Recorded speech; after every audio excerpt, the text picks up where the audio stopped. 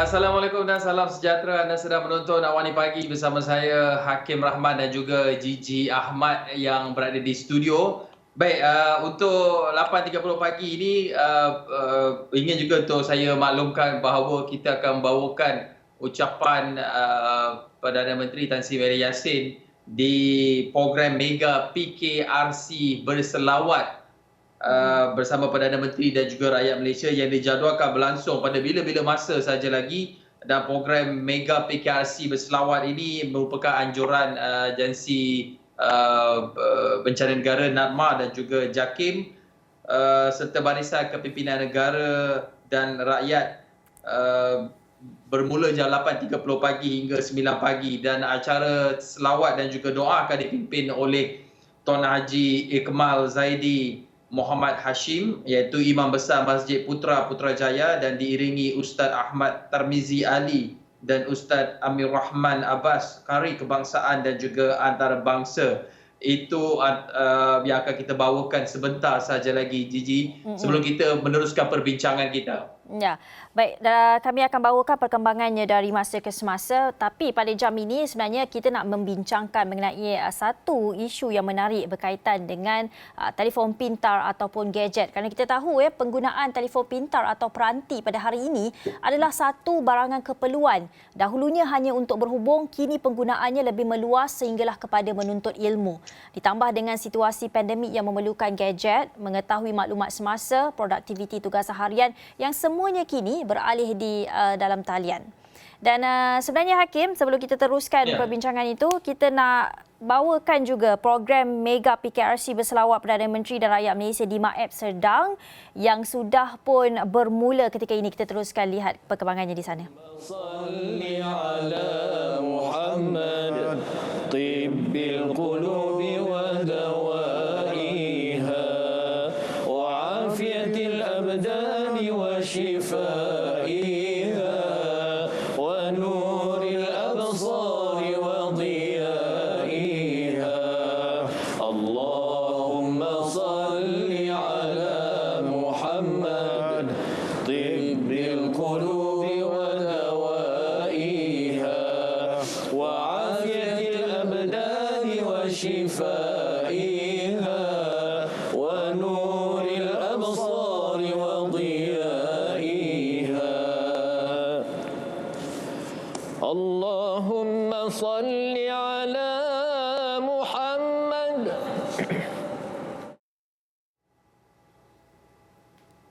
Baik, itu dia tadi sedikit sedutan siaran langsung PKRC berselawat yang turut disertai oleh Perdana Menteri Tan Sri Mary Yassin yang akan kami bawakan secara penuh sebentar saja lagi. Tapi untuk waktu ini kita nak melihat kepada apa yang kita bincangkan tadi, iaitu penggunaan gadget. Kerana kebimbangannya ketika ini adalah didapati 78% ibu bapa membenarkan anak-anak memiliki gadget, tetapi hanya 35% saja yang melakukan pemantauan terhadap penggunaan gadget anak-anak mereka ini. Ini kajian ataupun tinjauan pendapat dilakukan oleh Lembaga Penduduk dan Pembangunan Keluarga Negara di Lembah Kelang pada 2019. Angka itu mungkin sudah berubah dengan penggunaan peranti untuk PDPR dan juga mereka bekerja dari rumah, jadi penggunaan itu sudah pasti meningkat. Tapi untuk kita membincangkan perkara ini, bagaimana kawalan boleh dikenakan untuk memastikan penggunaan gadget ini tidak keterlaluan, kita nak bersama dengan Aaron Ikram Mokhtar, Ketua Unit Pemasaran dan Komunikasi Tarbiyah Keselamatan MRM. Assalamualaikum, selamat pagi Aaron. Waalaikumsalam warahmatullahi wabarakatuh, selamat pagi.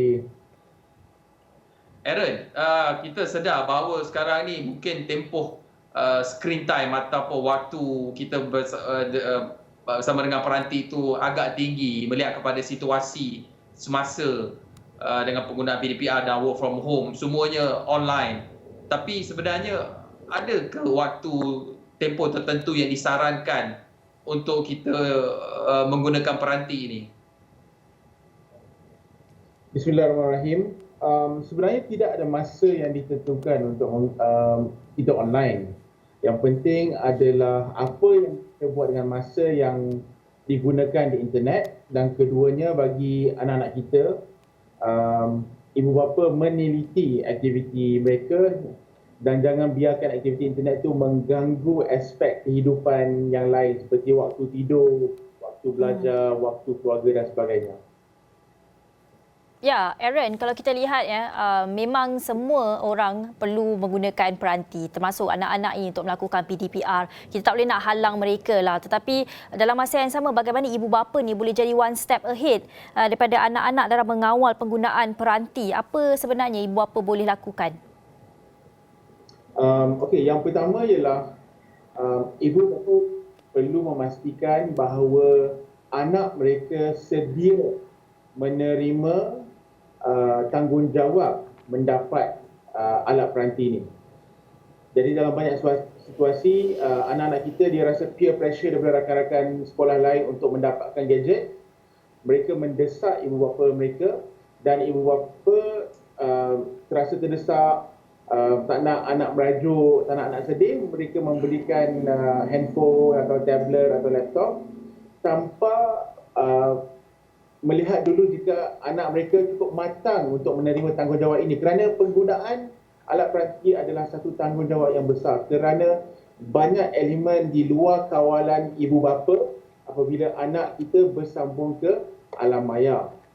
Jadi yang pertama ialah ibu bapa perlu memastikan yang mereka sentiasa bersama anak mereka the first steps, kan? Mana bila dapat gadget kali pertama tu ada garis panduan, ada tata tertib, ada adab yang diajar kepada anak-anak untuk cara terbaik menggunakan mobile phone contohnya. Dan anak kita dididik supaya jika mereka menghadapi apa-apa cabaran atau kesusahan atau keresahan apabila menggunakan gadget berkenaan, yang pertama mereka pergi atau pulang balik kepada ibu bapa untuk meminta bantuan dan tauladan. Ya. Okey, Aaron, mungkin kita sedar anak-anak zaman sekarang ini mereka ini lebih advance, lebih terkehadapan. Kadang-kadang kita yang lebih dewasa ni rasa sedikit ketinggalan dengan pengetahuan mereka dalam teknologi ataupun penggunaan peranti gadget ini. Tapi bagaimana ibu bapa boleh one step ahead itu satu, tapi adakah perlu juga ibu bapa memahami ataupun mempelajari juga peranti-peranti penggunaan ni? Kiranya ibu bapa juga nak tak nak kena jadi tech savvy ataupun gadget savvy lah untuk memastikan kawalan itu dapat diberikan terhadap anak-anak yang menggunakan peranti ni. Satu soalan yang sangat bernas. Sebenarnya isu keselamatan cyber adalah bukan isu teknikal. Jadi maksud saya, ia tidak memerlukan kepakaran teknikal, kepakaran IT untuk seorang ibu bapa menjaga kepentingan dan keselamatan anak-anak mereka. Isu kegunaan cyber atau perlindungan anak-anak kita bila berkait dengan gadget dan internet ni adalah lebih pada isu sosial dan isu emosi. Kerana ancaman utama yang dihadapi anak-anak kita bukan penggodam internet, bukan anonymous, bukan hacker daripada negara-negara tertentu, tetapi cyber bullying oleh rakan-rakan masing-masing, cyber grooming oleh pemangsa dan sebagainya. Jadi ibu bapa hanya perlu memahami ancaman yang wujud, bagaimana mengatasi ancaman itu, dan jika berlaku apa-apa ancaman, siapakah yang perlu mereka pergi untuk mendapat bantuan. Ya, dalam hal itu, Aaron, bagaimana ibu bapa boleh lakukan? Mungkin Aaron boleh perincikan sikit. Pertama, memahami ancaman-ancaman itu dan seterusnya langkah yang perlu diambil ibu bapa. Okey, jadi ancaman utama bagi anak-anak kita, yang satu adalah ketagihan internet. Kerana dengan ketagihan internet tu, mereka punya tabiat tidur, tabiat makan dan sebagainya diganggu.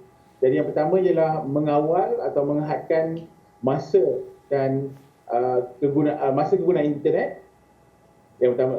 Yang kedua, ialah ibu bapa perlu memahami setiap gadget ada kelebihan dan kekurangan. Jadi walaupun mobile phone ni dia mudah sebab nak sambung kat internet senang, nak berkomunikasi pun senang, tetapi mobile device ni boleh dimasuk ke dalam bilik air, ke dalam bilik, dibawa jalan-jalan. Jadi lebih sukar bagi seorang ibu bapa untuk mengawal kegunaan mobile device. Ketiga, ibu bapa perlu melihat kepada aplikasi yang digunakan dengan gadget berkenaan. Jadi saya takkan beritahu ibu bapa jangan guna Facebook, jangan guna Instagram, jangan guna TikTok. Tetapi ibu bapa bagi saya wajib memahami apakah fungsi aplikasi-aplikasi berkenaan dan apakah jenis isi kandungan yang berlaku di aplikasi-aplikasi berkenaan. Jadi contohnya, bagi saya tak menggalakkan ibu bapa menggalakkan ibu bapa membenarkan anak mereka yang muda, yang kecil menggunakan TikTok. Sebab banyak isi kandungan yang tidak sesuai dengan budaya dan agama kita di Malaysia yang terkandung di TikTok. Bukan bermaksud tiada benda yang bermanfaat, ada juga. Tapi kebanyakannya benda yang tidak sesuai. Dan dengan TikTok ni senang sangat bagi orang nak tengok benda yang tak sesuai ni.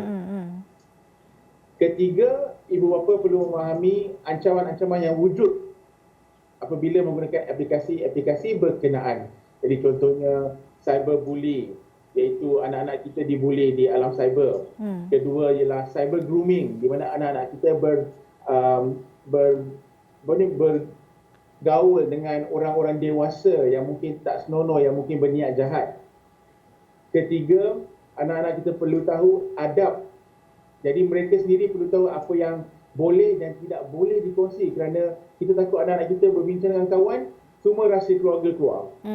Sebab dia nak cerita, nak ada juicy story. Jadi bila mak bapak gaduh kat rumah, mak bapak ada isu keuangan, ada isu-isu lain, anak-anak kita kongsi di alam cyber. Dan akhir sekali, anak-anak kita perlu tahu bahawa internet ni dan gadget-gadget ni bukan satu kewajipan atau keperluan, tetapi satu kemewahan. Sebab tamadun manusia ni dah beribu tahun tanpa gadget. Kan, saya pun dapat gadget pertama mungkin dah masuk college. Kan, umur 16-17 tahun baru dapat handphone pertama. Jadi bukannya tak boleh hidup tanpa benda ni, tapi kita memahami zaman sekarang, terutamanya zaman COVID, di mana anak-anak kita perlu menggunakan gadget berhubung dengan cikgu-cikgu dan rakan-rakan di sekolah untuk pendidikan mereka. Aaron, saya masih ingat lagi temu bual saya bersama Aaron, saya kira before pandemik lah, pra-pandemik dahulu. Aaron ada menyatakan bahawa ibu bapa harus menyimpan password anak-anak. Mungkin pendekatan ini boleh Aaron jelaskan apa keperluannya di situ dan bagaimana nak jelaskan kepada anak-anak ni yang kami, ibu bapa, perlukan password anda. Nanti dia kerana mengingatkan saya. Jadi, yang pertama ialah password yang kukuh adalah benteng pertahanan pertama. Jadi yang pertama bagi ibu bapa bukan hanya anak-anak tetapi juga kepada ibu bapa, password yang kukuh sangat penting. Jadi sekarang ni anak-anak kita selazimnya akan memiliki akaun social media peribadi mereka. Jadi saya menggalakkan ibu bapa duduk dengan anak-anak masing-masing dan berbincang tentang bagaimana ibu bapa boleh berkongsi password berkenaan, kerana apabila berlaku satu ancaman atau berlaku satu insiden, ibu bapa perlu bertindak dengan pantas. Dan jika ibu bapa tidak memiliki password bagi social media platform tertentu, tindakan mereka akan lambat. Jadi satu cara yang saya tengok berkesan adalah anak-anak memberi password social media mereka kepada ibu bapa, tulis atas kertas, letak dalam envelope tu kita gam, kita seal, kan, dan disimpan. Dan ini adalah amanah yang besar kepada ibu bapa. Ibu bapa menjamin kepada anak mereka yang envelope ini tidak akan dibuka melainkan berlaku satu kecemasan atau satu keperluan keselamatan. Jadi anak kita pun rasa okey, password saya dah kasih kat ibu bapa, tapi ibu bapa tak akan gunakan password itu sewenang-wenangnya, tapi hanya digunakan untuk kecemasan. Dan ini adalah amanah yang besar, sebab jikalau ibu bapa memecah amanah menyimpan password ini, kita takut pada masa hadapan anak-anak kita tak percaya kita lagi dan dia akan buka social media account lain yang rahsia, yang ibu bapa tak tahu, yang lagi susah nak kawal. Dan akhir sekali, cara paling berkesan untuk menjaga keselamatan anak kita apabila menggunakan internet adalah mengeluarkan gadget dan internet daripada bilik tidur. Jadi kalau boleh, hadkan penggunaan handphone, laptop, tablet dan sebagainya di ruang tamu, dekat living room, dekat meja makan, supaya anak kita sentiasa tahu adik-beradik, ibu bapa setia bergerak ke sini sana di rumah dan apa yang mereka buat boleh dilihat atau diteliti oleh ibu bapa. Baik Aaron, kita nak bercakap juga dengan Profesor Madya Dr. Syamsul Arya Arifin, Ketua Penyelidik Pengujian Kebolehgunaan Pendidikan Pusat Kecemerlangan Industri Kreatif UPSI. Tetapi kita perlu berhenti berehat seketika. Kembali selepas ini kita akan sambung perbincangan ini.